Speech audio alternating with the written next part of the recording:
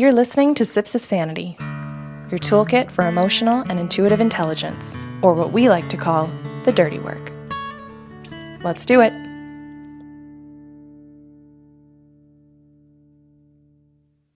Good morning, Kelly. Good morning, Karen.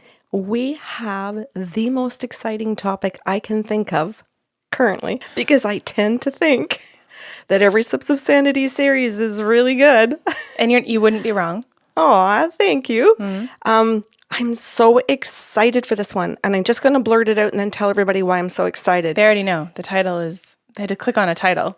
Oh, right. So we're going to be talking about Undermining for 5 shows. The first show that airs on YouTube, of course, is free for everybody. And the other 4 are going to be at patreon.com/The Sarlos. I think it's well worth going to the other 4 if you even only join for 1 month and then quit. Oh, neat. Yeah, okay. I do, because undermining is so insidious. It is so damaging to our society, to our relationships, to one-on-one, our personal relationships, work environments, our friendships, political systems, what people do in their work environments, everywhere. Absolutely everywhere. And it's important to sit down and be able to say exactly why somebody wants to undermine another person, or a group wants to undermine another group of people, or a society, or their very own patients, or their very own citizens. And some people might go, well, I know, there's one simple reason. There isn't. There are lots of different reasons. Oh, that's neat, because I am one of those people that's like, there is one simple reason. So this is going to be a fun conversation. Well, there is one simple reason, and then underneath that umbrella, there's a whole bunch of things. Of course. And I know that you do that. You always funnel things right into how can we make this simple so that somebody can walk away with one sentence and one clear thought, which is clarity, which I think is absolutely fabulous. And I'm so glad that you're the one that sits on this couch with me, because you do that. You pare everything down for the person that just wants it in one sentence or less. Thank you. And I'm here for all the people that go, huh? Well, I also think I'm here for the people that go, huh? Because I can further expand. Yes, I'm aware you can expand, and quite well. But I'm just saying, Karen is now defending her position on this podcast. Let's move on. They're all here because they want to hear what you have to say. Right. So let's go. Undermining? So undermining is a desire on the person's part who is doing the undermining, so that they have control over you. Okay, so I'm going to already rephrase this. Yeah. Because undermining is a verb. It's an action. And you just called it a desire. So oh, yes. It's the actions. Undermining is the tool through which you can carry out the desire you just talked about. Yes. Does that make sense? Yeah. Okay. Yeah. Thank you for making it something more accurately said. So the person then does this quite often. Sometimes it's outright. It can just be a flat out statement. It can just be right to your face and totally mean. And we can see that particularly when narcissistic people do that, where they don't have any empathy about your feelings. They will come right out to make a statement to undermine you or to do an action, and they don't care that it's obvious. So we'll call that overt. Yeah. And it doesn't necessarily mean that it's only happening with a narcissist, right? We can have people who are self-absorbed, because, again, narcissism is a diagnosis. And oh my goodness, you can have overt undermining from a very shy and timid people pleaser. Yes. So there's overt and covert, and there's no rhyme or reason as to who uses which.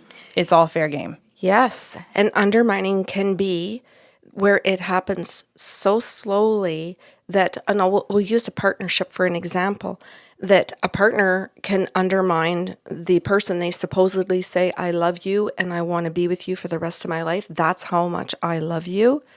But underneath it, I am going to undermine you slowly so that you lose your identity, so that you don't know how to think, You lose your self-esteem. Yes, and if I can rot away your self-esteem and steal it on you just in tiny ways where it looks like I'm building it, but I'm actually destroying it, I will leave you so confused, you won't know that it's me or what I'm doing. You'll just think it's you. Yeah. And you might, as a result, need me, the underminer. Yes. And that gives more and more control over, or power over. Exactly. And so they can undermine your thoughts. They can undermine your opinions. Your decisions. They can undermine the way that you communicate. Your appearance.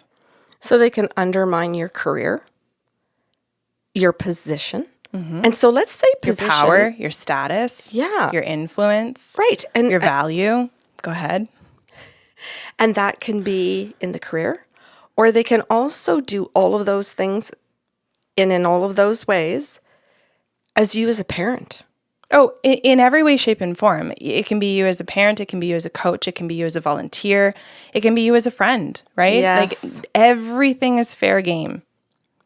Yeah. And I mean, of course, it makes the most amount of sense, even though it's very fucked up, that they're going to want to undermine the thing that is of most value to you. Right. Right? So if you value being a great parent, guess what they're coming after? If you value being a great coach, guess what they're coming after, right? Like it's done on purpose, consciously or not. Yes. Yeah, and I think it's probably a good time too to talk about so far. We've sort of just been referring to undermining you as a person, and this can be behind closed doors, but it's sort of just you and this other person. There's also all of what we just talked about being done in front of other people so that it weakens how others perceive you, or it changes how others perceive you. Yeah, so they can undermine you in public, so that others question your intention, Your integrity, your knowledge, your expertise, anything. your ability to do something, your trustworthiness, your worthiness. Oh my God, we can go on and on about why they do it and what they're going after in you. And the whole point of this series is to say, be aware of this. And lots of people listening might go, oh, I already know all of this stuff. But if you don't actually sit down and really have the skills to be able to watch somebody or become aware that someone's doing it to you. So listening to a conversation with one friend that starts questioning you about something and you go, whoa, why are you questioning me about this today? Our friendship doesn't indicate, our behaviors doesn't indicate that you should be questioning me about that. What's going on? You have to be able to catch those things, because the other person that's going at that friend to undermine you isn't going to stand there and go, hello, it's me.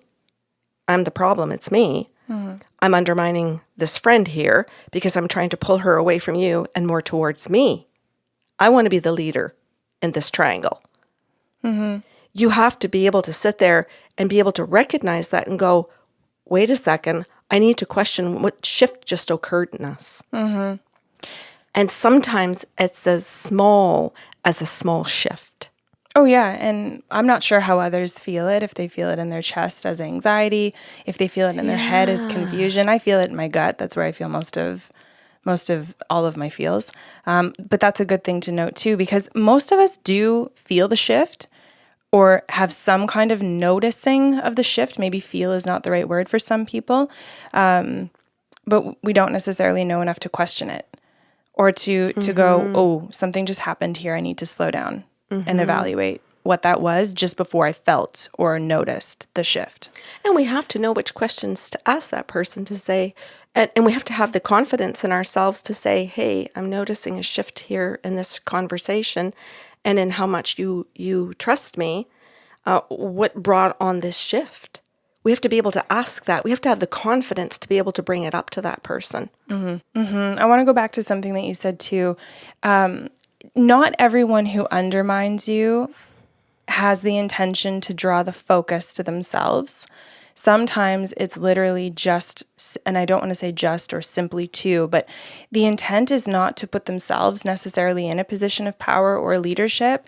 It is simply to undermine you so that someone else takes that power or dynamic that you might have. Yeah. Right? It might not be that they want the focus on them or that they want what you have. It might actually simply be, I don't want you to have it. I'd rather it be someone else in the group. Yes. Because, and I'll just keep adding to that, because they just want to see you destroyed. Yes, exactly. They just want you to suffer. And if we go more deeply into that, most often it's because they are suffering. But that's for another day. So what can we look forward to in the rest of this week? We're going to look at undermining tactics, and which I think is really important, because even though people might think I already know what some of those are. Great. Stay around for more. I was just going to say there are always far more, and it's important to learn what those look like so you can identify them and address them. And that's what we're going to do on Friday. We're going to give strategies to actually approach that. Okay, cool. So we've got a hard-hitting week coming up. We do.